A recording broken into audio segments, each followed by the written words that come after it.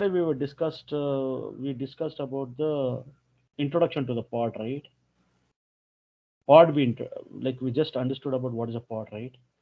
So that's what what we discussed yesterday, that in yesterday's session, that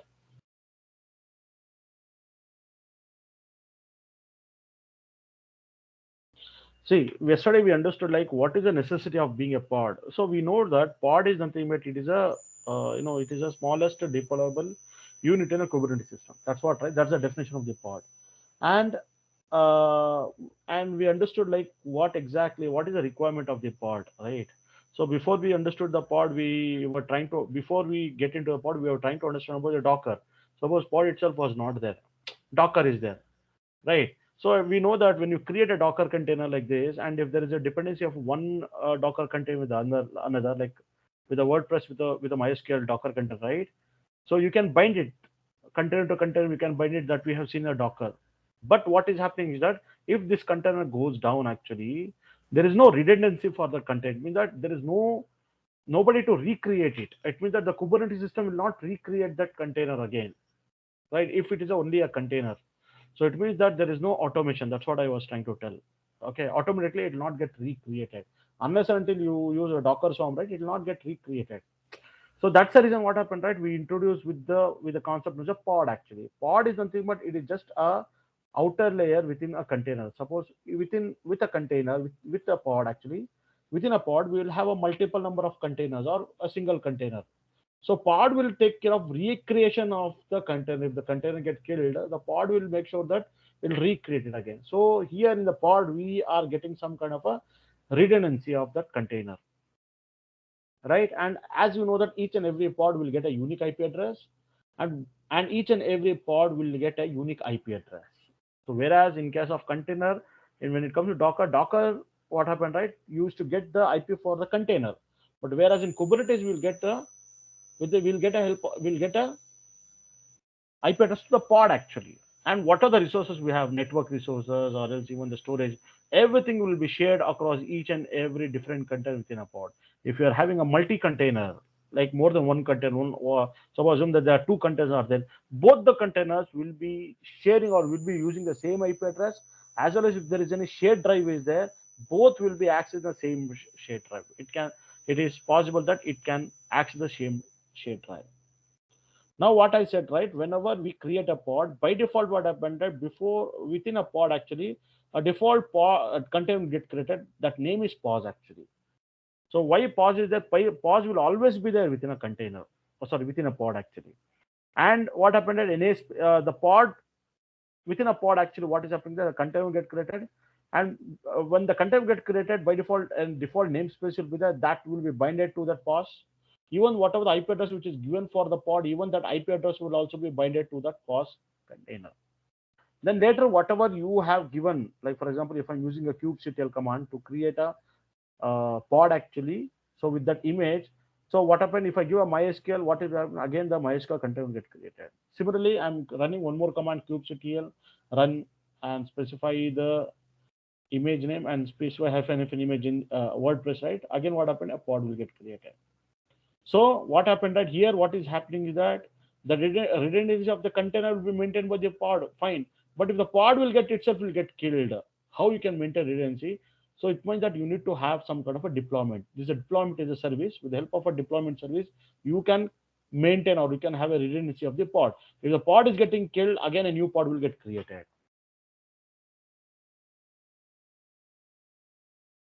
Here what is happening that because we had a scenario where we had a WordPress and we had a MySQL server, if there is a binding between a MySQL server and with the WordPress with the help of a pod IP, if this pod get killed, the deployment will create a new pod. But the problem is that the newly created pod will have a new IP address.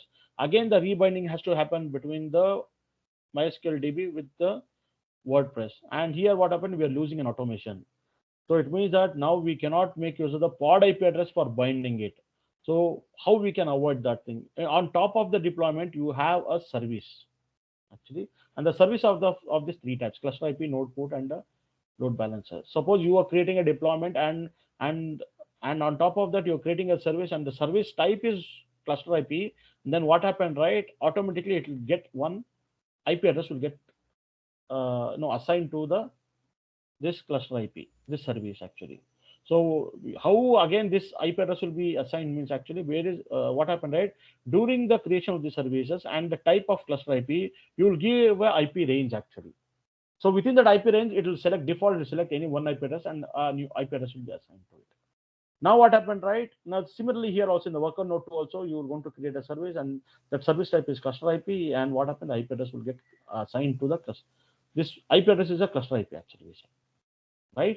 Now what happened, right? The binding between the this pod to this pod will not happen to the pod IP, rather than it will happen to the cluster IP. That's what we said. And now how the traffic goes, the traffic means here the pod, and what the service IP will do, the service ID will maintain endpoint for all this pod, right? Even here in this case, it is going to maintain the endpoint for of this pod IP address.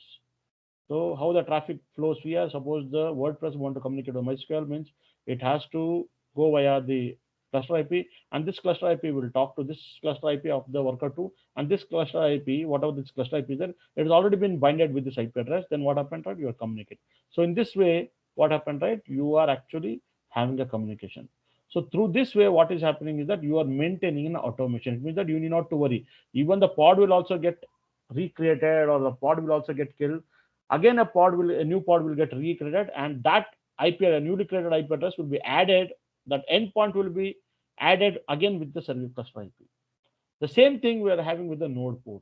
Suppose if you are creating a deployment, and on top of the deployment, if you are creating a service, and that service has a type service as a port node port, then what will happen, right? Whatever you have the worker node IP address, right?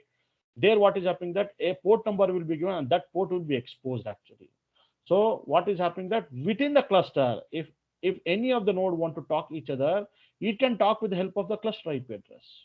Whereas whenever a user is sitting outside, and if he want to communicate with this pod actually, he cannot use this cluster IP address. Why? Because like, this cluster IP address is a private IP address, correct? This is a private IP address, so you cannot communicate with it.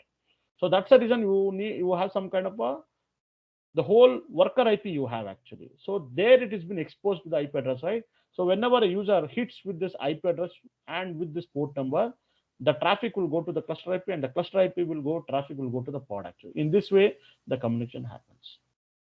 Again, what is happening there? Because if you give an IP address and give the port number to the customer, it doesn't look good actually, because this I mean we usually, right, whenever we give any kind of an application to be accessed by the client, right? We cannot give always the IP address and the port number, right? That is not a good practice. So instead, what is happening, that you have to create one load balancer actually, and the load balancer by default you'll get one IP address.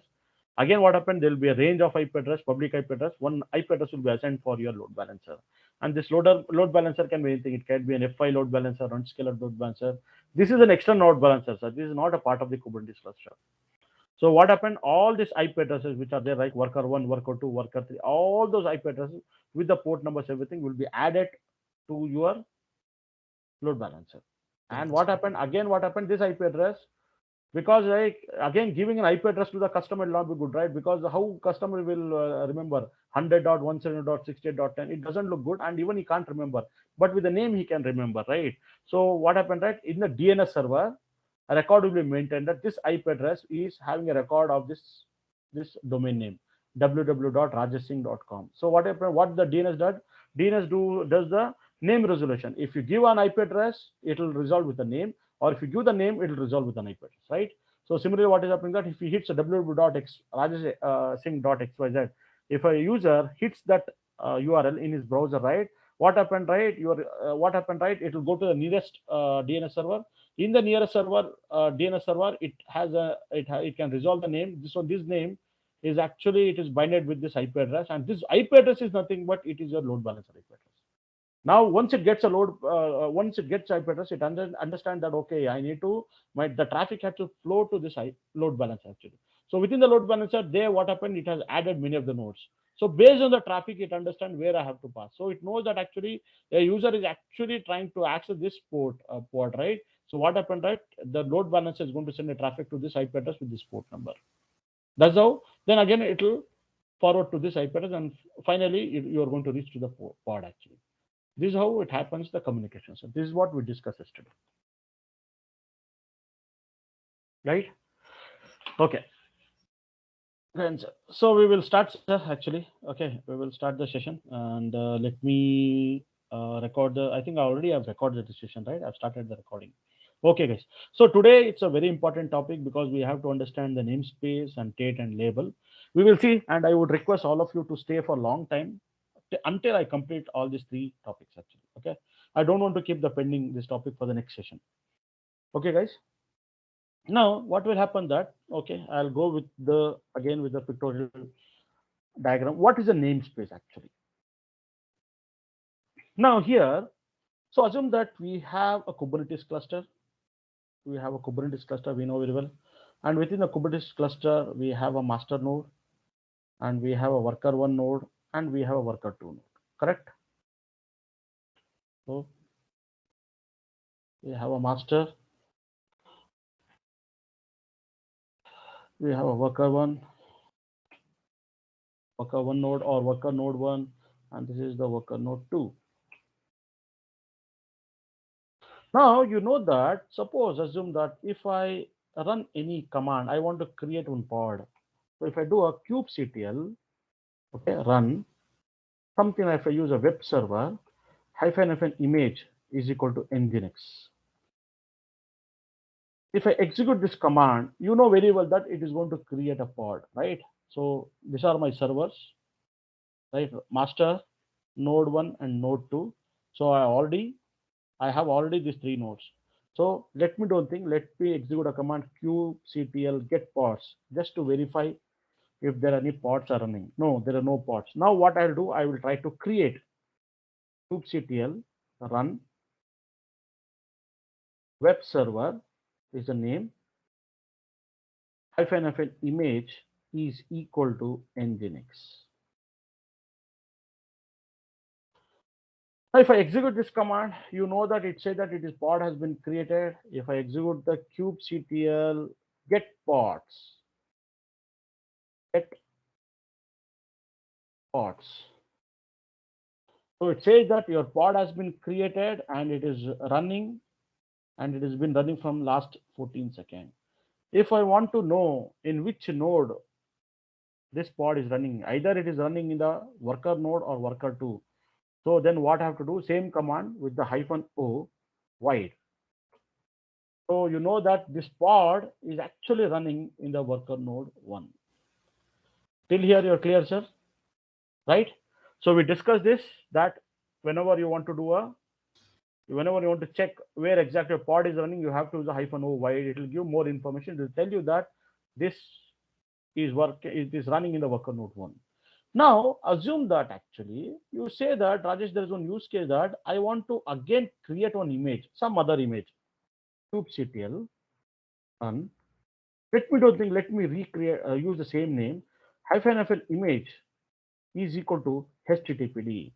Do you think that now the Kubernetes is going to allow you to create one more pod with the same name? No, right? It will throw an error. It says that already this name exists. That means that already this name is running. There's a pod with the same name it is running here.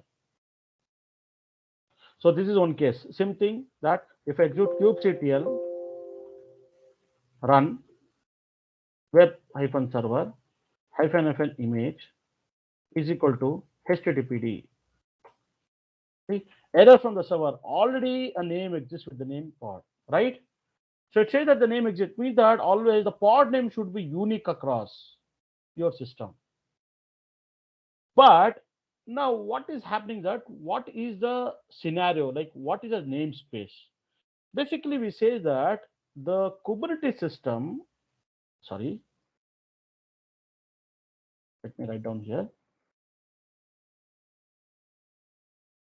Kubernetes supports multiple virtual cluster act with the physical cluster, which this virtual cluster is called as namespaces. Called as namespace. So what happened, right? The Kubernetes, it supports multiple virtual cluster backed with the physical cluster, backed with the same, you can say with the same physical cluster. And this virtual cluster, what we have created is nothing but it's a namespace. Now, this is one scenario. Now assume that. Now, okay, now I'll take an example. Okay, now assume that there are some three teams are there. Like we have a production team, we have a testing team, and we have a production team or prod team. Or else you can say that we have some team known as a dev team, we have some team known as a test team, and we have some team known as a prod team. Now assume that all these three teams are using the same Kubernetes cluster. Now what is happening that the dev team, what happened, he logs into this master node and he'll create a nodes, some three or four pods he is going to create, right? And then what is happening that the tester team will also use the same Kubernetes system. He'll also create some pods, and even the production also will create some pods. Now, what this engineers, what this Dave will do, or test or prod will do, he want to check actually what are the pods which are running in my system. He'll just execute the command kubectl get pods.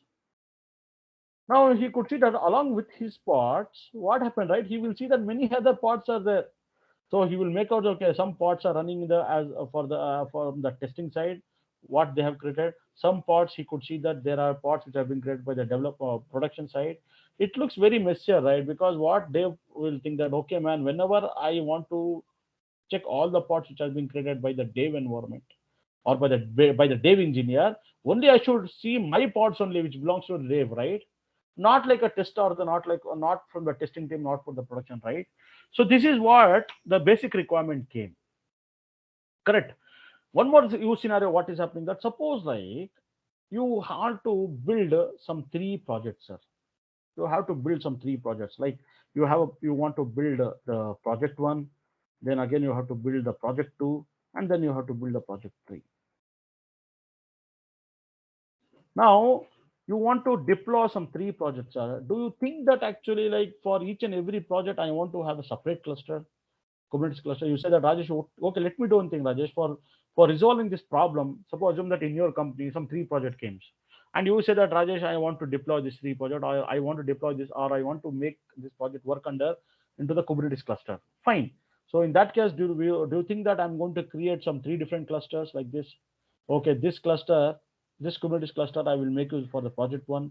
It means that it has a master, worker one, worker two, worker three, worker four, as in a number of workers nodes. And again, I will build one more cluster. Actually, one more cluster means one more set of machines, right? Again, here also I will have the same thing. I will have a master node, and I have a worker one and worker two, and here I'll be deploying the project two. Similarly, I'll be having one more cluster node, so Kubernetes cluster node.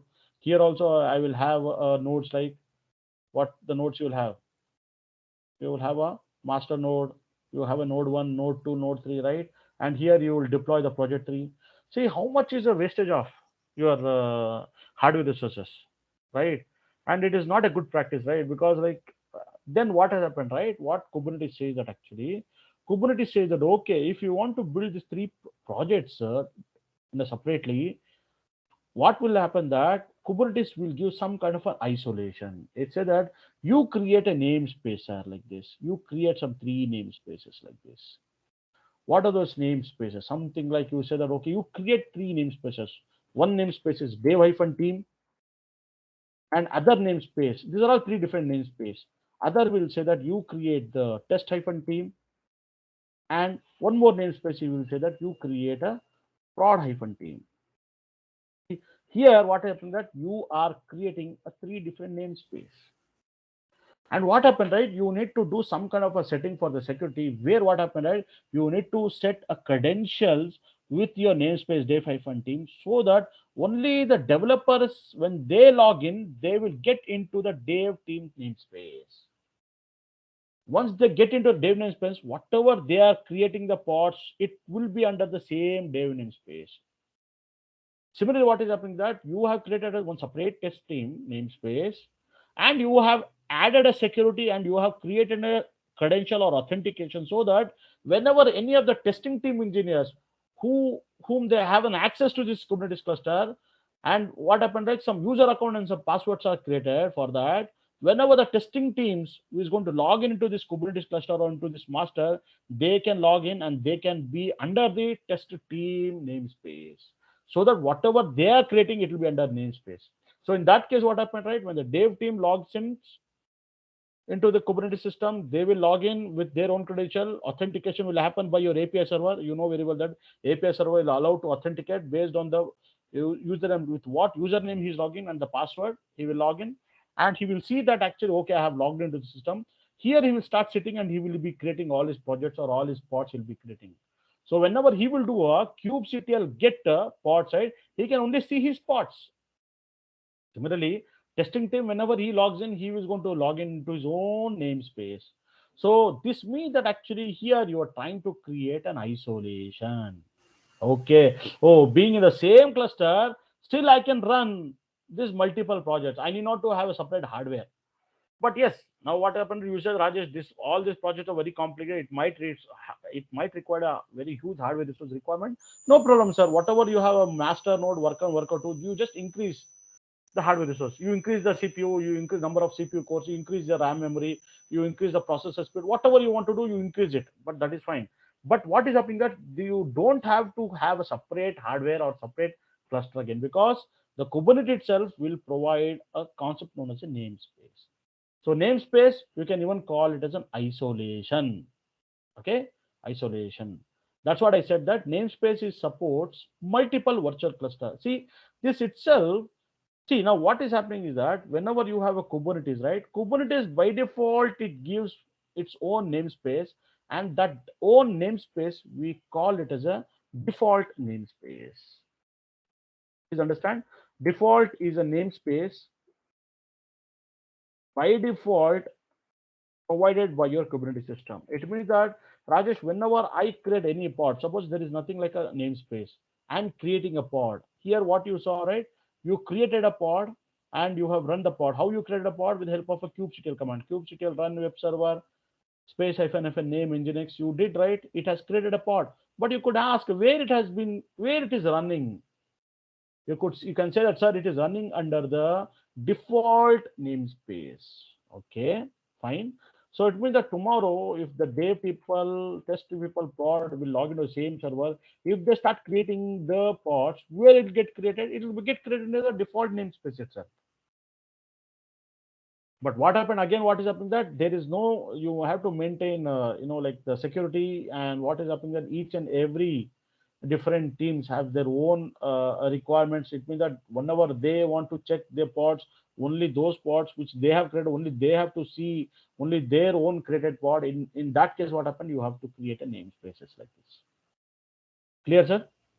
So this is one use case scenario. So if anybody asks you, you have to tell the same thing. Why you have to have a namespace? You have to say, sir, we have to create an isolation between the projects or between the different teams, right? So it means that actually, if one team is creating any pods in their own namespace, you cannot have an access from the other namespace. It means that this test team, he cannot see any of the pods which is running in this dev team, like that. Similarly, like this, the prod team or the prod team namespace, he cannot see any of the pods which are running either in test team or the dev team. So you are creating kind of a isolation, or you are creating some kind of a security barrier here. So that is with the help of a namespace. Clear, sir? Now, this is what the namespace is. And now here, and now you could see that, see, now you say that, Rajesh, I am been running my nginx with this web server, okay, in the default namespace. Can I run the same command, kubectl run web server -fn image is called nginx, in the dev team? Yes, you can run it. So here also, what is happening, that a pod will get created with the web server. Similarly, the same command you can even run under the test team namespace. The same command here you can run is prod. Because here there's an isolation, you can have a same name in the different namespaces. It will allow. But within a namespace, you cannot have a two pods with the same name. So there will be a conflict. So that's how, that is one of the things which you have to understand, that you can have a same name even across the different namespaces. Clear, sir? Yes, Rajesh. Now, to check it out, To check in your system, what are all the namespaces you have a command known as a kubectl get name namespaces like this. If you execute this command, it will show you that these are all the default namespaces which is provided by your Kubernetes system itself. Okay, Kubernetes system, like you have a default. See, these are default namespaces which are saying. So whenever I execute a command kubectl run app-server-fn image is equal to nginx, what will happen that it creates the pod in this default namespace. Now, apart from this, there are so many other namespaces are there which are used within your Kubernetes system itself. So, like for example, you have kube system. So, if I want to check what are all the pods which are running in your kube system, what I can do, I'll say the same command kubectl get pods pods hyphen n. Some people like this, they'll do hyphen fn namespace name space space cube system like this. Also, you can do it. So it will show you what are all the pods which are running in your kube system. Or else you can even, instead of doing this, I can even use hyphen n option. Same thing. Kubectl get pods hyphen n same cube hyphen system. Okay. Same thing it will show. So it is always better that I use a short form like hyphen n I use. You need not to use hyphen f in namespace, not required, but still there's an option I'm saying. Now, when you execute this command, what it is showing that the kubectl is showing all the pods explicitly from this kube system namespace actually. Now, these are all the system pods or your Kubernetes pods actually. So you could see that there is a wave pod, wave network pod, there's a scheduler pod, there's a proxy pod, and there's an API pod. So it means that all these pods are actually running in your master node actually. It's running in your master node, right? It is running in your master node and core DNS, HCD, everything, right? Similarly, if I do a kubectl get pods hyphen n, if I do a kube public actually, let us see if there are any pods are there. Okay, there are no pods. No, no, it means that nothing is running over it. But what happened? Your Kubernetes system will reserve this namespace. It means that you as a user you are not supposed to create any pods under this namespace or in this namespace or even in this namespace also, because these three pods are reserved by your Kubernetes system itself. So that's the reason, but it will be there, I'm saying. So similarly, shall I run kubectl get pods hyphen n? What is the other namespace, sir? Other namespace here you have something like a kube node lease, right? So let me copy this and let me clear the screen. Kubectl get pods hyphen n. No resources found. It means that there are no pods which are running under the cube hyphen node hyphen lease namespace. Clear, sir? Now, so one more thing, what is happening that if I execute kubectl get namespace, right? I can do like this, or else instead of namespace complete typing, I have a short form known as NS namespace. You can even use this also. Similarly, if you execute kubectl get pods, it will show you all the pods, right? You can even say get the PO like that. Even this will also show pods. So in the short form, either you can use a pods or just a PO. Similarly here for the namespace, you can just use NS namespace. Okay. Now what I will do, let me do one thing. Let me create some namespace now. Now what are the namespace? How to create a namespace? So let me clear the screen. Kubernetes, not sorry, kubectl create. You have to say namespace. I will say something like a project one. It created a namespace. So if I execute the kubectl get the namespace, I'll just say ns namespace. Now you could see that it has created a new namespace with the name project one. So what I will do, I will create some more new spaces, namespaces like project two, project three. Clear? Now if I execute the kubectl get namespace, now you could see that you are able to have three different namespaces with the name project one, project one, project three. Correct? You can even do a describe, sir. If I execute kubectl describe namespace and say project one. It'll give you a detailed information about this particular namespace like this. It shows you some detail like this. Okay, like this. Now you say that Rajesh, I want some names, some plots to be created under the project one, project one, project three. How to create it actually? So I'll say that kubectl run. I'll say web hyphen server fnfl image is equal to nginx. Now if you run this like this, what will happen that it will create in a default namespace, right? In the default namespace, I think already some pod is running. If I say get pods, now you could see that already some default is running. So let me do one thing. Let me remove this actually. Kubectl delete pod web server. So this is the pod name you have to give, right? To delete it. So I'm deleting the pod. Now you could see that now you have deleted pod. If I execute kubectl get pods, now you could see that there are no pods which are running. That's what it says that no resource found in a default namespace. See, there is no pods which are running in a default namespace. Fine. Now what I will do, I'll take kubectl run web hyphen server. Anything I can give any name. Name doesn't matter. Hyphen fn image is equal to nginx. Now, if I hit this, you know very well that it is going to create in a default namespace. But I don't want to create it. I want to create in a project one. So I'll say hyphen n project one. Okay, I'm creating. Similarly, do one thing. Let me create some more project, some more under the same, like app server, okay, and again the DB server.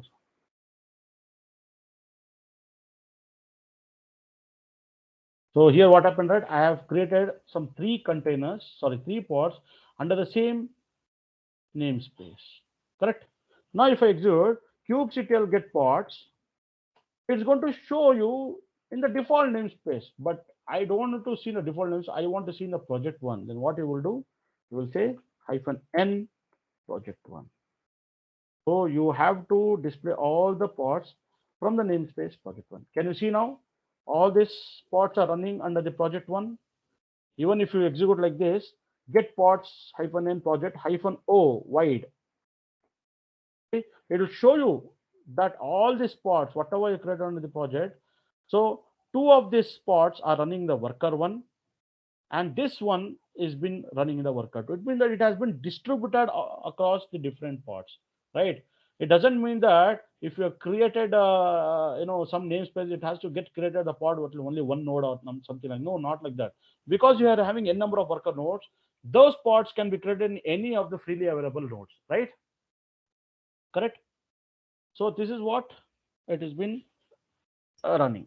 Similarly, what happened, right? Same thing. Now, if you have kubectl run something web server, you're creating an image, you're creating a pod with the same name nginx. Now this time you use project 2, right? Now you could see that you are running, you're creating a pod under the project 2. Same thing if you execute kubectl, same command, kubectl get pods hyphen m name hyphen hyphen n means your namespace project 2. Now you could see that this is running under the project 2. Correct, sir? So now I want to remove all these pods. What I will do, I will say that kubectl delete pod and specify this name app server, give space app server. But you should tell, right, where this is running. It is running under the namespace project 1. Correct, sir? Now you have removed this app hyphen server. Similarly, I can even remove this, Here again, if I say kubectl get pods hyphen n and specify the namespace project 1. Now you could see that only 2 pods are running because you already removed this pod. Correct? So now I want to remove everything. You can execute kubectl delete pods and specify the what you have to specify. Specify the namespace. Now you could see that all are removed. What happened? Resources were not provided. kubectl. Okay, I did a mistake. Kubectl delete pods. I have to say hyphen all. Then I have to specify the namespace. Now it will remove everything. Okay. Now if you execute the kubectl get pods from the namespace project one. Now you could see that there are no resources which are running. Similarly, if I do a project two, okay, there it is running. I can even remove this also. Kubectl delete pod web hyphen server. Sorry, hyphen n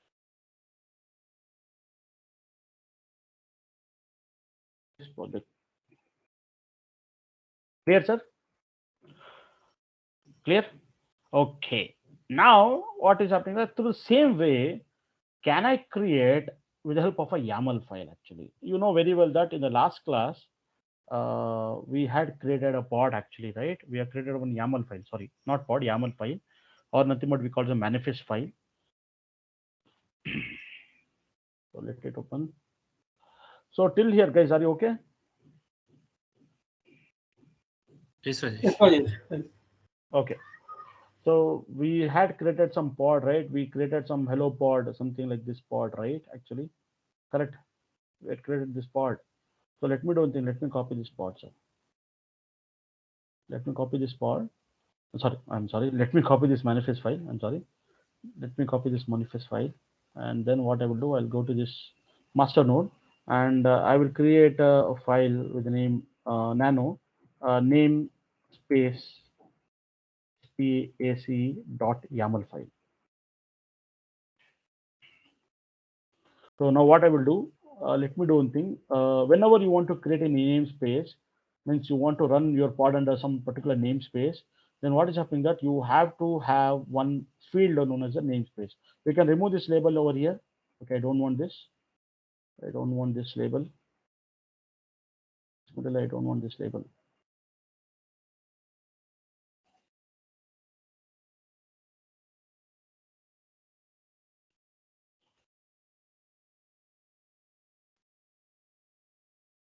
Okay. Now what I will do,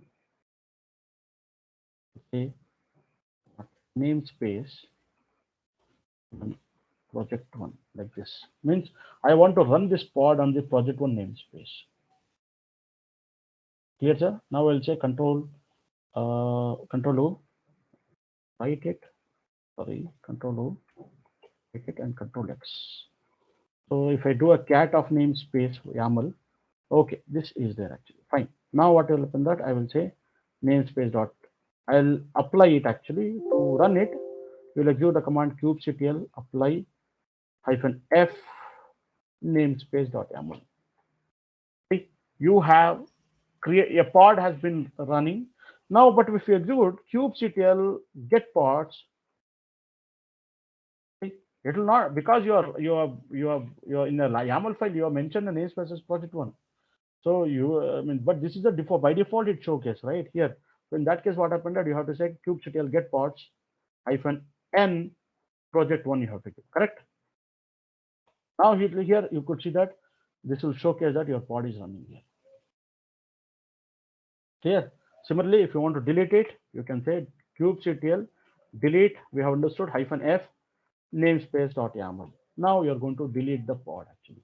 Now again you say kubectl get pods hyphen n project one. Now you see you have deleted the pod. Clear, sir? So in the YAML file, as I said, right, it will be the same thing except like here you have to add one namespace over here. Actually, clear? Namespace over here. That's what. Now assume that actually. Now assume that if I in the YAML file, okay, I'll do one thing, sir. I will remove this namespace here. Nothing is there. Okay, I've removed this namespace. I'll save this file. So now what I will do, I'll say kubectl. Okay, apply hyphen f namespace. Here I can give separately like this in the command line like this.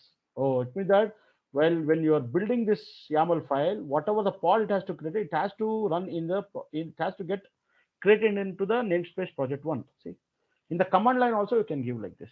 So kubectl get pods hyphen n project one.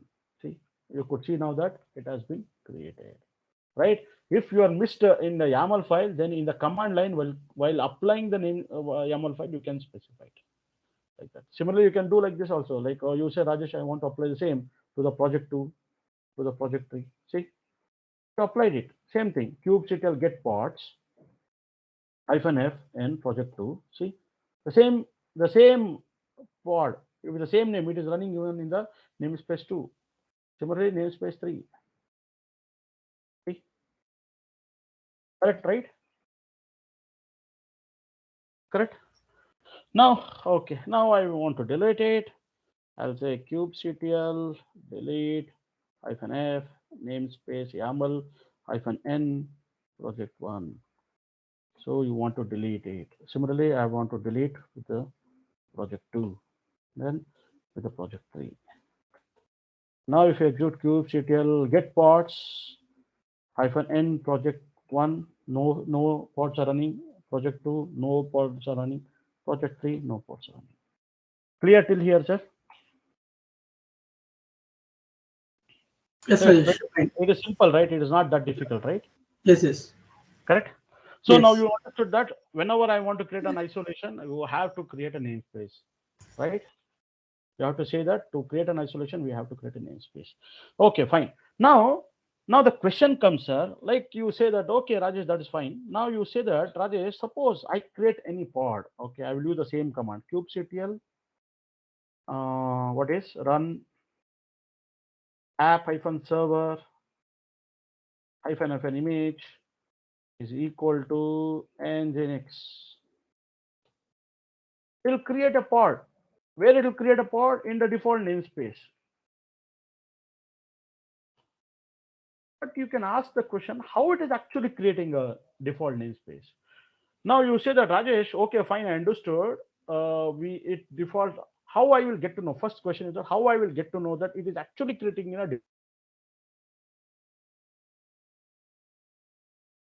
I already have a namespace of project one. If you execute the kubectl get namespace, now you could see that I have so many different namespaces. I have project one, project two, and project three. Now you say that whenever I create a pod, always by default it has to always get created in a project one only. Whenever I say kubectl get pods, always it has to display only from the project one only. I don't want to have a default, right? There is a requirement, right? So suppose some user is there, he is always using, he has created his namespace. Whenever he is running the project, he is running the command. Why every time he has to give hyphen n option, right? So it means that he said that, Rajesh, whenever I am doing, because I am sitting in my namespace, I want to do all my project, all my pods creation in the namespace. Can I avoid it by the using of the hyphen n option always? Or else first let me get the clarification, right? How exactly, how you are saying that actually whenever you are creating any pod, it goes to default run space. So to get to know that actually, you have to execute one command, something like that, kubectl. This is very important, sir, and this is the interview question they will ask you. So you have to say kubectl config get hyphen context. You have to execute this command. Okay. Now, if you execute this command, you could see that it is a Kubernetes admin, and here you could see that the default namespace, and here you could current it is considered star. Oh, it means that whenever I create any kind of an image, or sorry, whenever I create any kind of a pod, by default it goes and get created in the default namespace. Okay. Now you say that, Rajesh, I want to create all my pods defaultly in the project one, not in a default or into the project one namespace. So what you have to do that, you have to say that kubectl. Now, what you have to do now, sir, here it is showing the configuration for the default, right? Here also I have to add for my project one. Like, for example, what I should do, kubectl config, have to say set hyphen context. Okay, what is the namespace? Oh, I know the namespace is project one, correct? Namespace is project one. Okay, what is a namespace? So this is the context. You are creating the context. That's what this is the context name, project one, and this is the name. What is the namespace? Oh, it is project one itself. Okay, project one. Okay. So kubectl config set hyphen context. context name is project one, hyphen fn namespace is equal to project one. Then what is it? You have something known as a user, hyphen fn user. Who should be the user? Okay, I'll do one thing. Let it the user be the cube admin itself. So this I will say, and hyphen fn, I need to even mention the cluster name. Hyphen fn cluster is equal to specify the same cluster name. So I'll repeat it again. What you have to do that? kubectl config set context project hyphen one. This is a context name. And what is the namespace? Hyphen fn namespace is equal to project one. Fine. Hyphen fn user. Who is the user actually? The user is actually the same user. I'm copying from the same user, Kubernetes administration. And what is the cluster name? The Kubernetes. So if I say enter, you could see that it has created a context with the name project one. Now when I execute kubectl, sorry, config get hyphen context, it is showing that the project one is added. Similarly, I can even create the contexts for project two, right? This is the project two because I have the project two namespace also. Let me create a separate context for the project two, see, and even for the project three. Means context for the project three and the namespace is also project three. See now again, if you say kubectl config get hyphen contexts. Let me clear the screen. Now, if you see that all these three contexts have been added, but still the default is actually pointing to your default itself. So to now you say that Rajesh, I want to always create a pod under the project one context or under the project one namespace. How you have to do means you have to say simple command kubectl config use hyphen context and specify this project one. Switch to the context one. Now you say that, see Rajesh, now config get context. Now you could see that the star has come over here, right? Now you say that Rajesh, I want to create a some pod kubectl run app hyphen server some name hyphen fn image is equal to nginx. See where it will get created? It will get created under the project one by default. It will not created on the default, right? Now if you execute kubectl get pods hyphen get pods hyphen o wide. So it is been running under the worker one. But if I execute kubectl get pods hyphen namespace is default. See, I think default was already running. I have not removed it. Right, it was already running. I should have removed it. But that's what I'm trying to tell that kubectl. Uh, see, when I do a kubectl, see when I do a kubectl delete pod app hyphen server. So where it is deleting from your project one. Now if you execute kubectl get pods hyphen n, the namespace from the default, see, in the default still it is there. So it means that whatever the pods which I'm creating now, it is actually getting created under the project one. Clear, sir? So now I can even remove for this also. I'll say kubectl delete pod. Okay, delete pod. What is the pod name? Rajesh, 1 second, Rajesh, before deleting. Yes. Rajesh. Yes, sir. Tell me. Okay, can you can you create project in the pod in the project one? 1 second. Yes, sir. And can you create once, please? One more time. Yes, sir. In project kubectl one. Yeah. kubectl run db hyphen server. Anything, any name you can give. Yeah, yeah. Hyphen fn image is equal to nginx. Okay. So can you run the kubectl describe, right? Kubectl describe and then project one. Yes.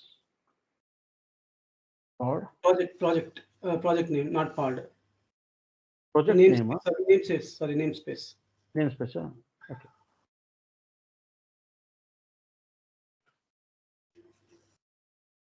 Enter. So it will. It won't show See, how this many. no, no, It no. won't show how many parts are running in the No. This is no. Namespace will not show, sir. It will. You Okay. only get to know about the kubectl describe uh, describe pod and the pod name actually. Here it will show. Basically, it And will show. Yeah. Or else what you I can got is give that. Or else what you can give kubectl describe node. Okay, node you have to give, and what is a see, because what is happening that if we execute the command kubectl get pods hyphen o wide, if you get to know that your pod is actually running in the worker node 2.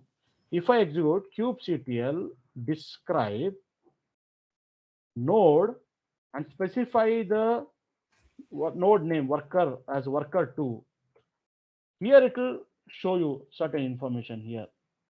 It will show you, but I'm not sure whether it will show you whether any pod is running or not here. It will only describe your worker node 2 here, but it will not show you that any pod is running here over here. That it will not show. okay. Okay. Similarly, if you want to describe your pod, actually, you have to say that describe pod, and the pod name is actually db-server. So here it will show you the pod information actually. So it says that actually it is running under the pod 2 actually, and the namespace is project 1.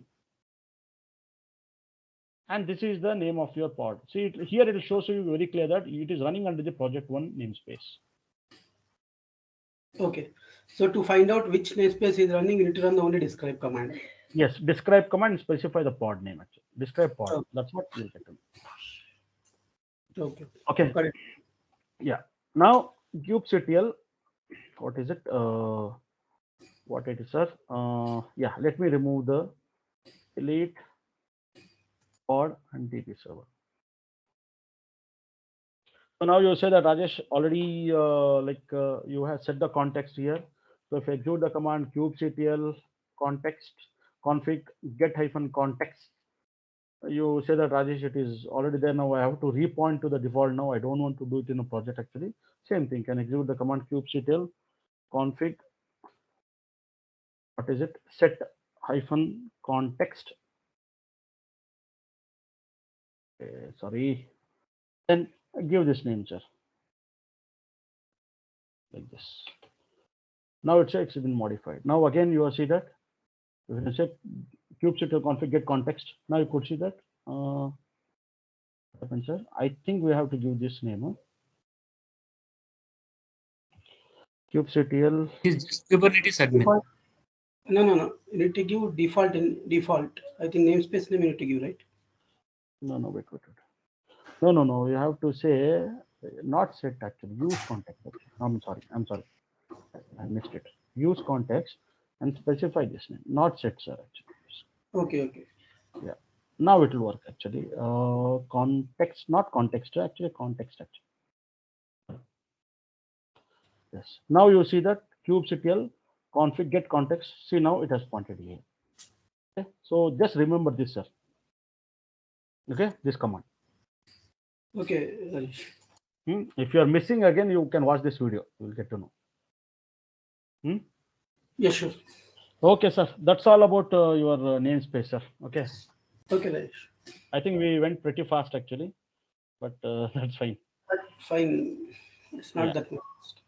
Yeah. Okay. So, but you understood the overall picture of the namespace. Namespace. Yes, Yeah, correct. it's good actually. Okay, so next topic is nothing but your what is it? Taint actually, right? Taint. Now, okay, sir. Let me do one thing. Let me remove all those things or whatever we have. Like you might ask me, like Rajesh, if you say kubectl config it hyphen contexts, right? You can say that there are so many contexts are there, Rajesh. I want to remove it actually. You can say that kubectl config, okay, delete hyphen context, okay, and specify the context name like this.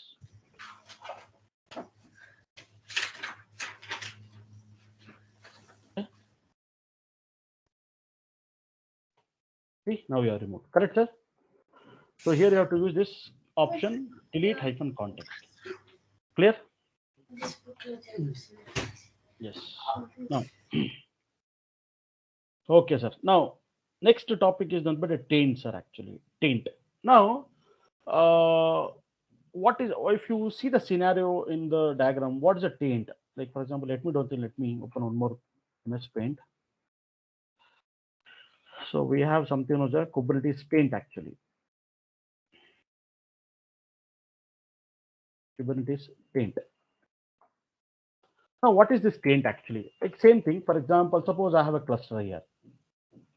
I have a cluster, Kubernetes cluster. I have a master node. I have a worker node 1, worker 2, node 2, and worker node 3. Something like that I have. Master, say that this is a worker node 1, worker 2, and worker 3.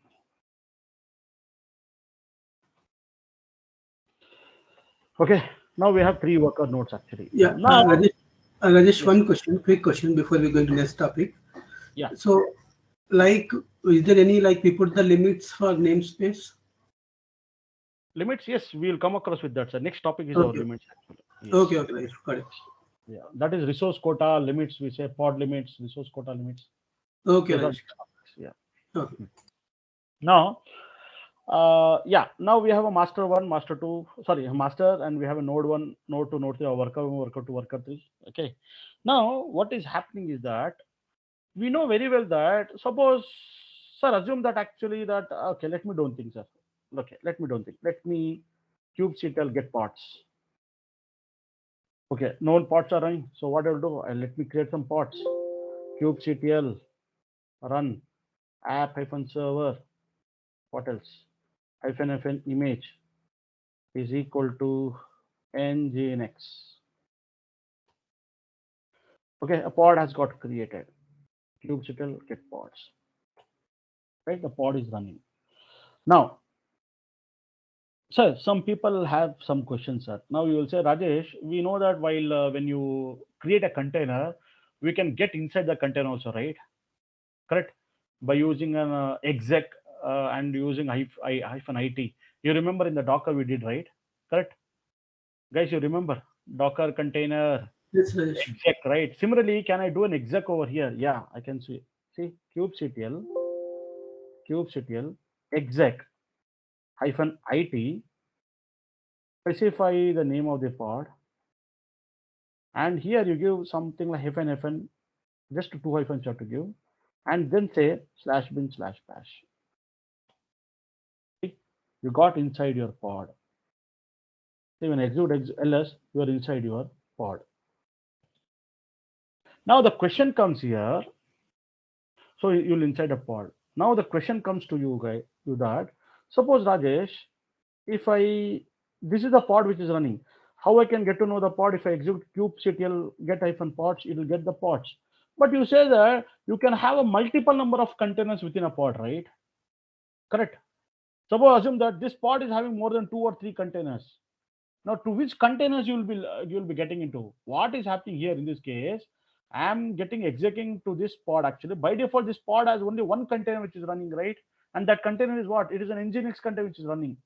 So when I am doing a kubectl exec hyphen it, specify that pod name and space hyphen hyphen specify the bash.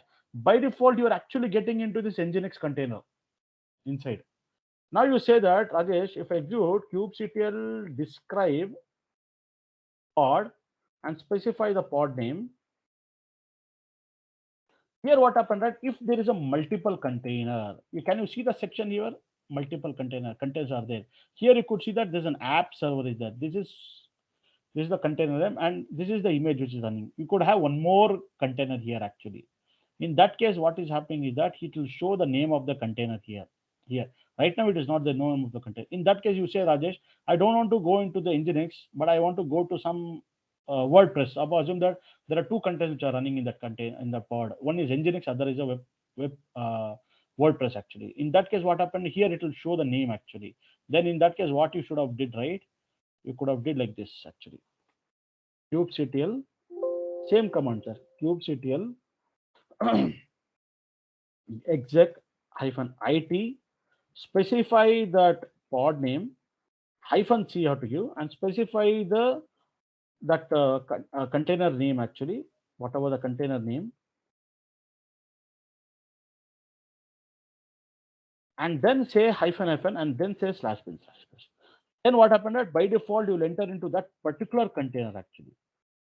Whereas here I'm not specifying anything over, because in this pod only one container is running actually, and it is actually allowing me to log into that container itself. You got it? So that's what you say kubectl exec -it. What is the pod name, sir? First let me get the pod name. Get pod. Yeah, app server is a pod name. So if I execute kubectl exec -it app-server space do double hyphen, okay, and you have to get like this. Even you say, Rajesh, I want to create a new container. We want to newly create a container, and within the container itself, well, creating a container itself, I have to get into inside that container. So then that also you can do it actually like this kubectl. Okay, what is it actually? Run. What is that? Run -app server. Okay, and I'll say as a exec, not run actually. You have to say that this way. Exec app, not app, some my app space -it it hyphen image is equal to Ubuntu something 14.04 -bin/bash. Okay. Right now there is no container which is running with this name my app, but and with this image. So now what is happening?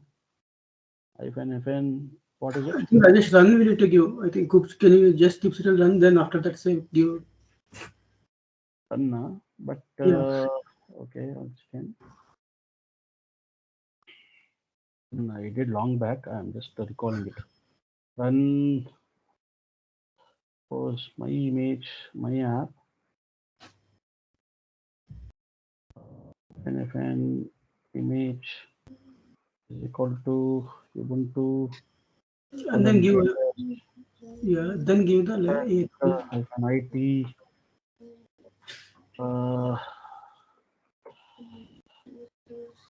Oh, sorry. See, I can run. Yeah, it will run. I think it will come. how can you create two images in the one part, Rajesh? Two containers, huh? Yeah.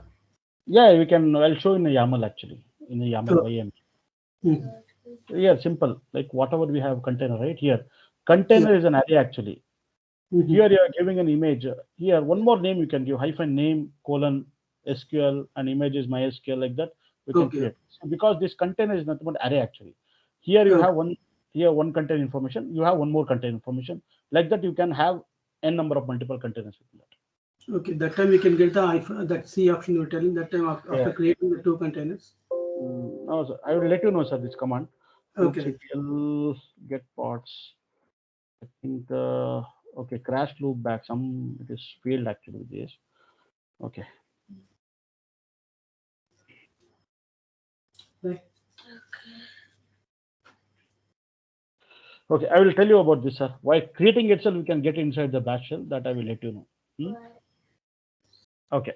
Now, yeah, what I was trying to, yeah, this is one thing. One more thing I would tell you, like actually, just information. Like for example, you say that actually, suppose Rajesh, I am running an Nginx image actually into the pod actually. Same thing. If I execute kubectl run web-server, same thing. If I give an image is equal to Nginx actually. Pod is running, right? Nginx pod. We know very well that Nginx or HTTP it uses by default it uses the port number 80. Now I want to access this pod which is running outside actually. Now what's happening that you have to do some kind of a port forwarding, right? How to do port forwarding? You can see this command very carefully. because in interview they might ask you, or they might ask you to write the command itself. You have to say kubectl port, sorry, port hyphen forward, and then you have to specify your pod name, web hyphen server, your pod name, okay, web hyphen server, right? And then what is it? You have to do a port mapping actually.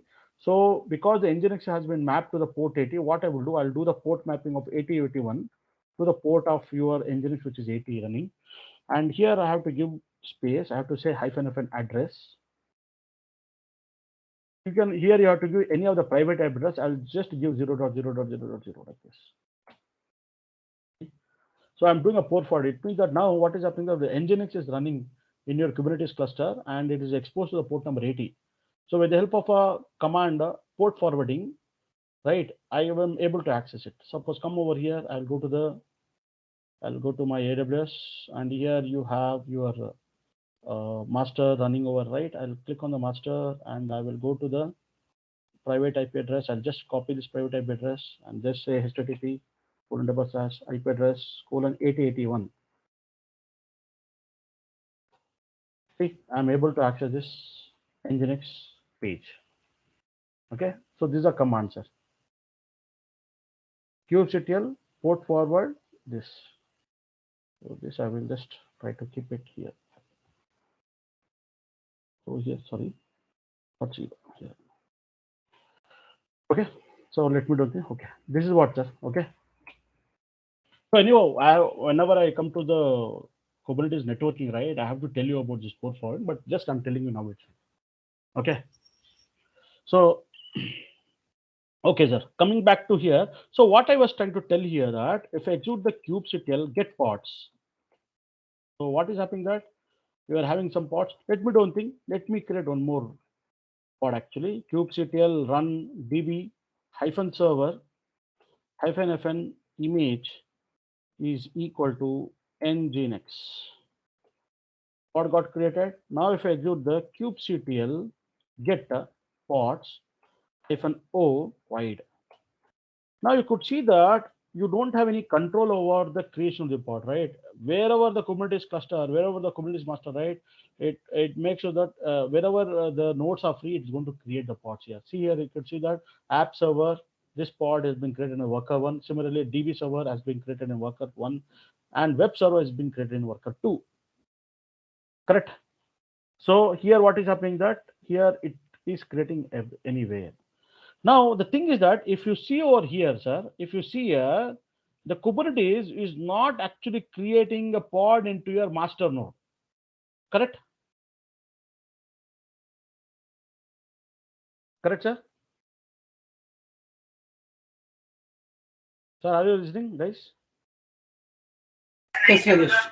Yes. Now, what is the reason why it is not actually, creating any kind of a pod in a master node? Why? Because right there is a taint which has been assigned to the master. What is the taint? If I execute kubectl get nodes, it will show you all the nodes, right, which are part of your cluster. You have a master, you have worker one and worker two, right? So if I do a describe of this kubectl describe describe describe node and specify the master. Now you could see that if you execute the command kubectl describe master, if you come down here, can you see something like a taint here? Now you could see the taint, and you could see that actually node hyphen no, and you could see it's no schedule. Oh, it means that none of the pod will get scheduled over here. So suppose somebody asks you in the Kubernetes cluster why pods are not getting redirected, or sorry, not why pods are not getting created in a master node, you have to say that, sir, there is a taint which has been assigned. What is a taint? Something like a no schedule taint is assigned. That's the reason what is happening is that actually it will not schedule any of the pod over here. Okay. Now you will say that, Rajesh, let me do one thing. Okay, let me remove this taint. I want to schedule the pod even in the master also. So what I will do that, let me do it. So how to remove the taint in the master means kubectl taint node master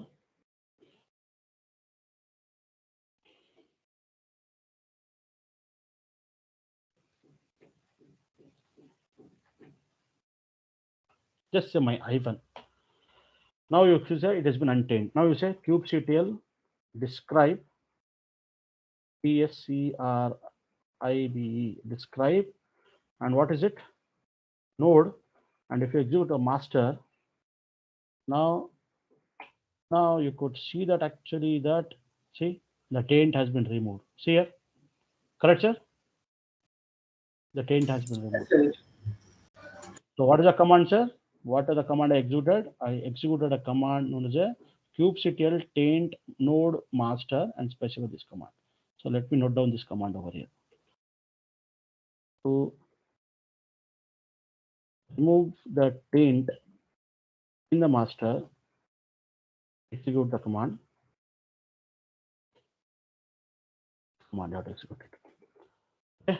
Now what will do? What will happen that now let me do one thing. Let me go and let me schedule a new created pod. Let me run a new pod creation.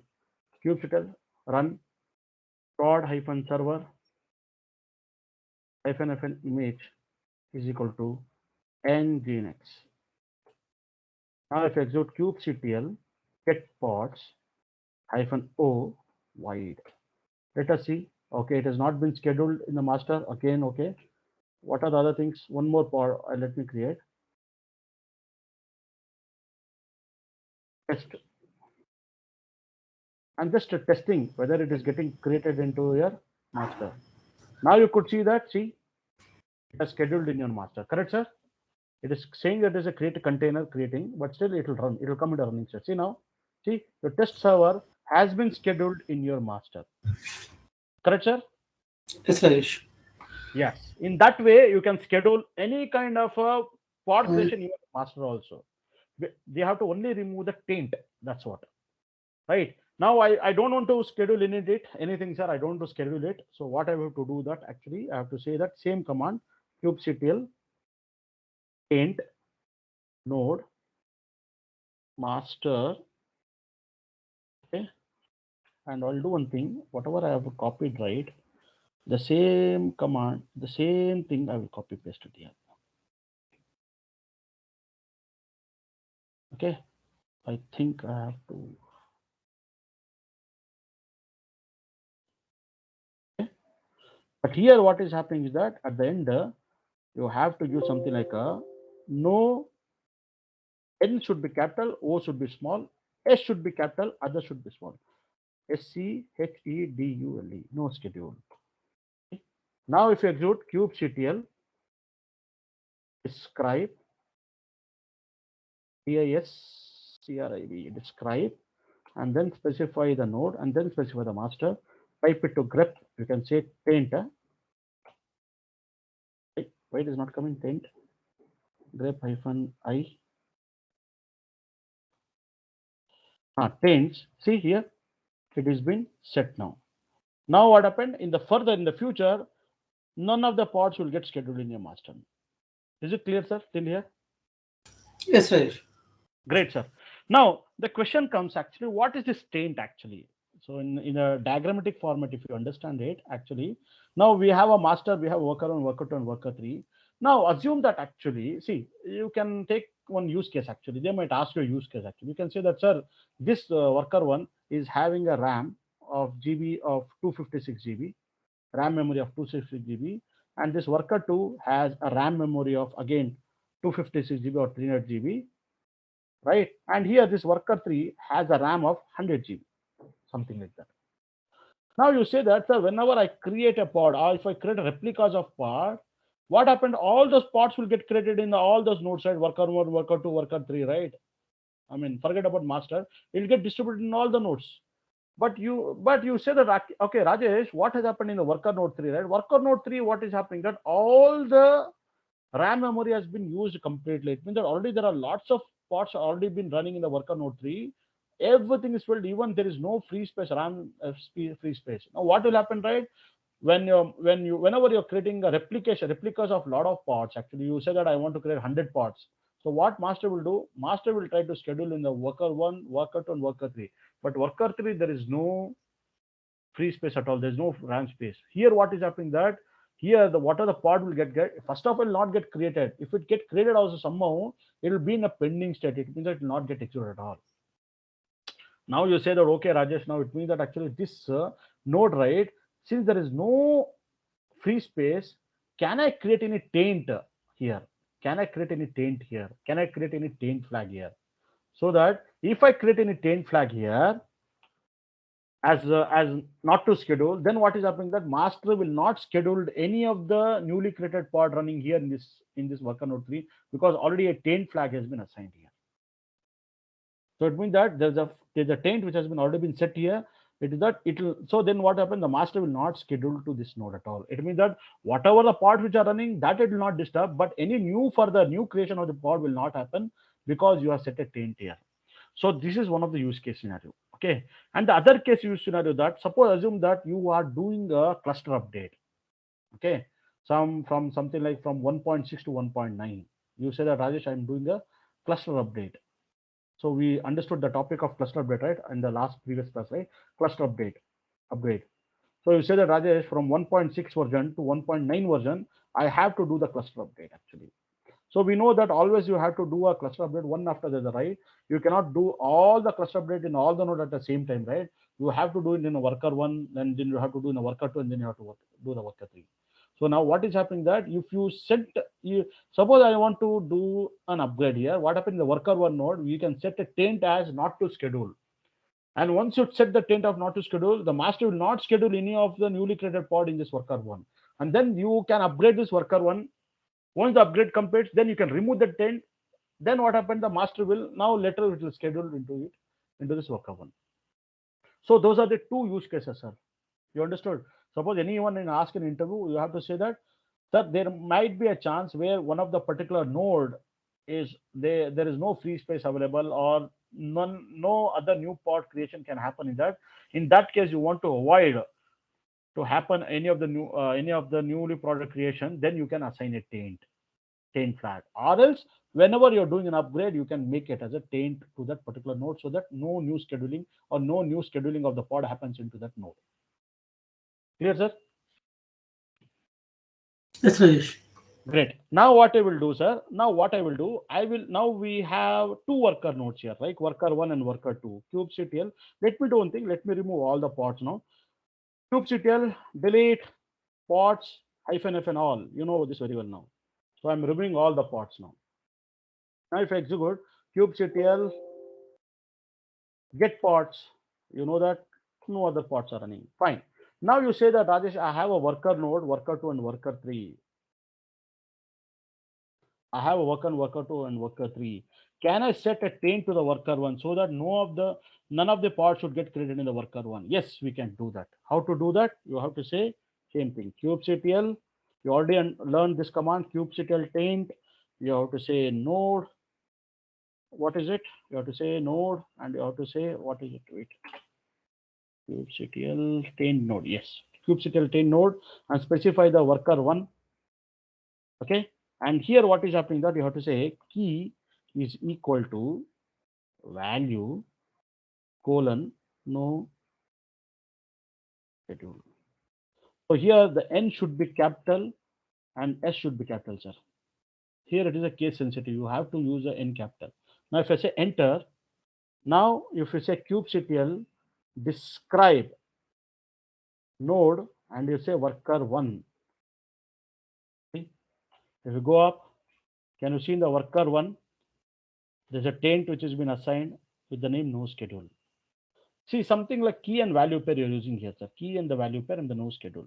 Now you say that Rajesh, now you let me do one thing, let me kubectl run web hyphen server, same thing, hyphen fn image is equal to nginx. And again, suppose app server. Now you know that all the pods are getting created in the worker 2 itself, right? Right, sir? It is getting created worker 2 itself. Now if you execute kubectl get pods hyphen o wide.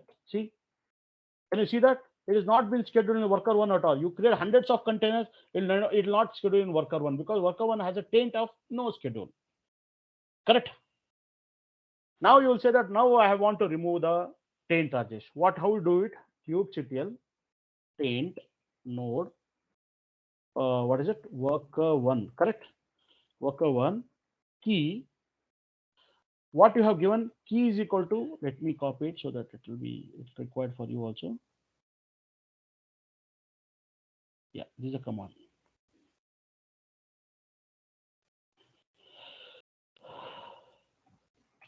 So set taint in worker one node.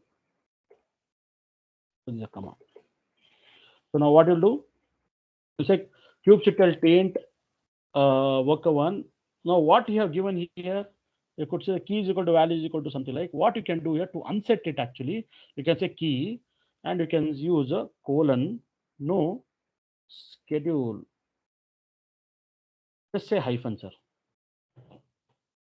See, now it will be removed untaint. Now you execute kubectl describe node and then say worker one and you can even say pipe it to less. I want to see from the beginning. Now you could see that actually taint has been removed. Now if you create any of the further parts, kubectl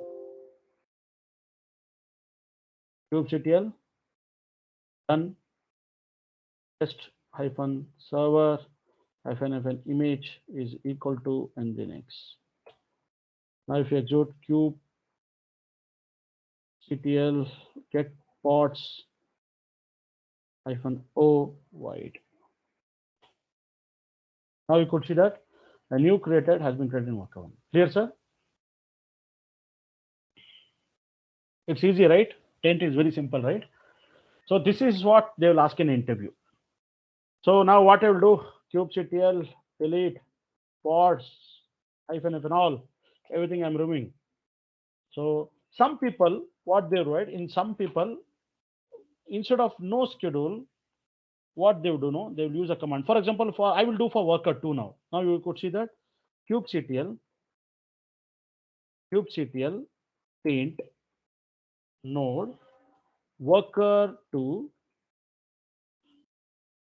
taint worker two key is equal to value colon no execute, they will say. What I did, sorry, e should be capital, sir. execute. See, now you could see that actually here what happened, that no schedule is there, right? Similarly you can even use no execute here like that. See, you have been set up. So this I'm setting for the worker node 2. So this is also one of the option in somewhere to set the taint in worker 2 node with new way. This is the new method, right? Now you know very well now that if I execute the kubectl run the same thing prod hyphen server hyphen image is equal to nginx, you know that this will always get created in the worker 1 because in the worker 2 you have set the pod actually. Sorry, you have set the taint actually.